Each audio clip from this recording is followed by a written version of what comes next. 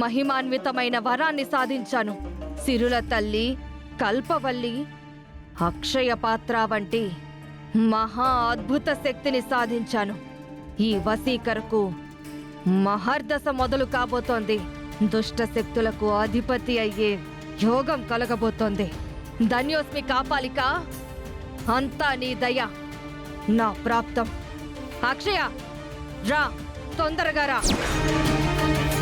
నిన్ను చంపి నా మాంత్రిక రూపాన్ని పొందుతాను.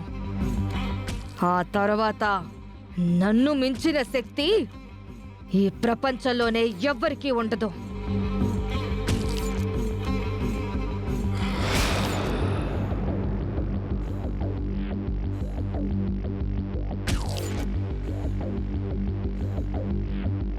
ముఖద్వారం నుంచి లోపలికి వెళ్ళడానికి వశీకర వేసిన అగ్నిబంధనం ఎప్పుడూ అడ్డుపడుతూనే ఉంటుంది. అందుకే మరో దారి నుంచి వెళ్ళాలి.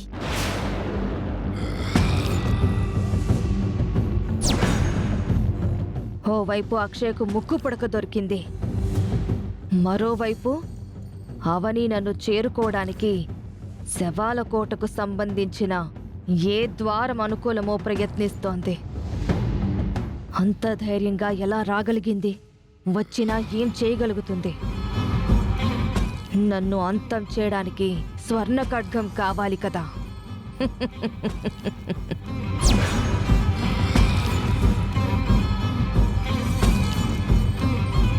అన్ని ద్వారాలు మూసి ఉన్నాయి. ఇప్పుడు నేను లోపలికి ప్రవేశించడం ఎలా? అవని ఎన్ని విధాలుగా ప్రయత్నించినా ఏ ద్వారము తెరుచుకోదు. ఈలోగా అక్షయ ముక్కు పుడకతో నా దగ్గరకొస్తుంది. అది అందుకుని అక్షయ్ను అంతం చేసి నా రూపాన్ని మార్చుకుని పోవాలి. తొందరగా రా అక్షయ. భవానీ,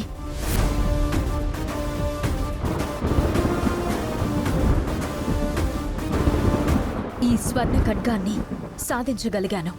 అలాగే నీ దయ వలన ఈ మార్గంను తెరుచుకోగలిగితే లోపలికి ప్రవేశించి దానిని అంతం చేసి నా బిడ్డని రక్షించుకుంటాను.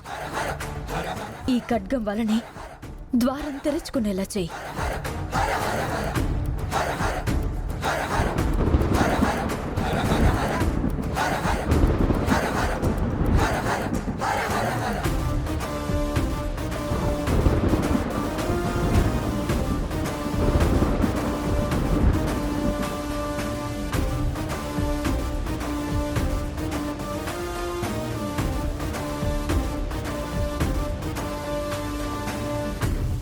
జై భవానీ.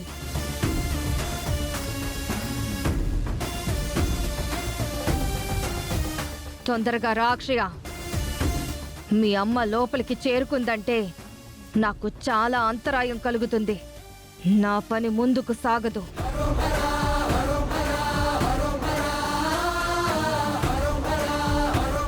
వచ్చావా అక్షయ? తీసుకొచ్చావా ముక్కు పుడక? తీసుకో.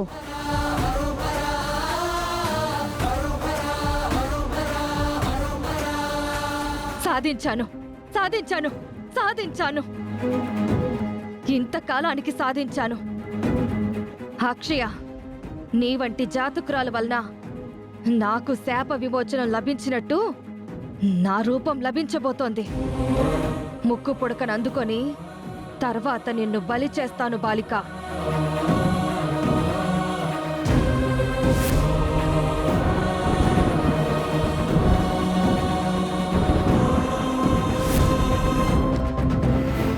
వశీకర, సరైన సమయంలోనే చేరుకున్నావు. రావనుకున్నాను, రాలేవనుకున్నాను. ఎలా సాధ్యమైంది? దీనితో స్వర్ణ ఖడ్గాన్ని ఎలా సాధించావు? మనసుంటే మార్గం కరువా, బాధ్యతుంటే విజయం కరువా. అందుకే దీక్ష తీసుకున్నాను. ఎప్పట్నుంచో జడల మర్రి మీద నాకు అనుమానంగా ఉంది. ఈరోజు శివయ్య సహాయంతో అడుగుపెట్టి సాధించగలిగాను. ముక్కు పుడక నీ సొంతం, మా అంతమని అన్నావు కదా. నేను వచ్చా. నువ్వు ఏం చేయగలుగుతావో చెయ్యి.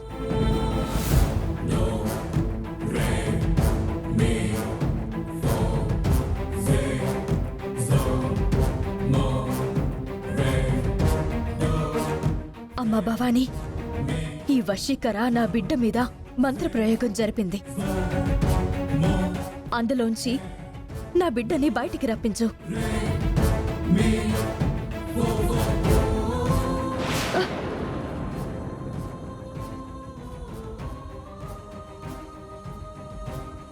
అమ్మా,